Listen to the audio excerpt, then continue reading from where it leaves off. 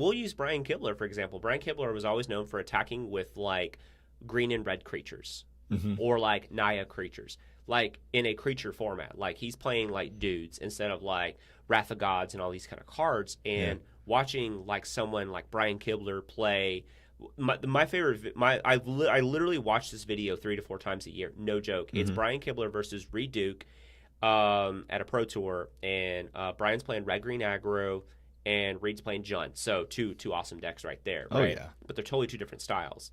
And it looks like Reed is just going to ultimately control the game. And the way, like, Brian plays is he plays to his outs, and he basically puts pressure on Reed as the control mid-range player to deal with his threats. Yep. And he just basically trusted his deck and said, my deck is built to deliver threats.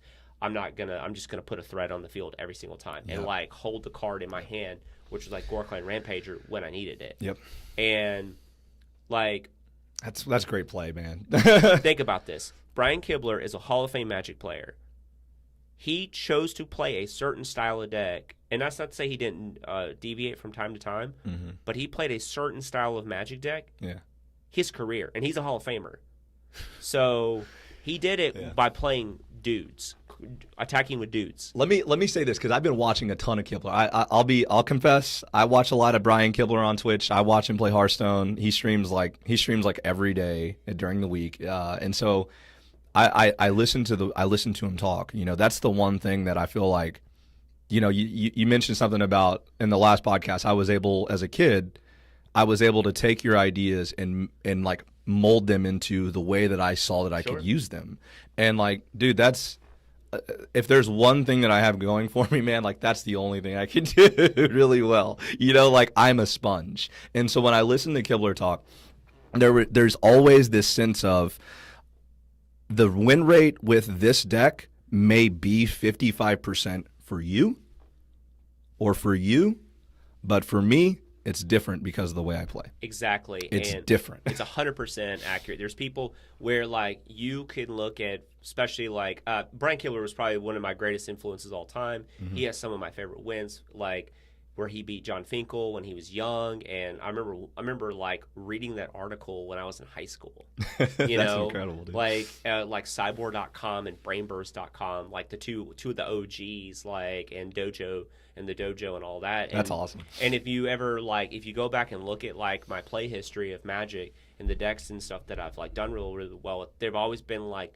aggressive to mid-rangey creature decks that have some form of disruption so they can play multiple roles. And while, like, yes, I know, and I've won countless.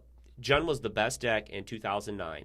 Hands down, Bloodbraid Elf Jund was the best. I played Boros Bushwhacker at Star City Games Nashville and topped with that, and I beat Jund 5-0 that day. Now, am I saying, like, my deck's better than Jund?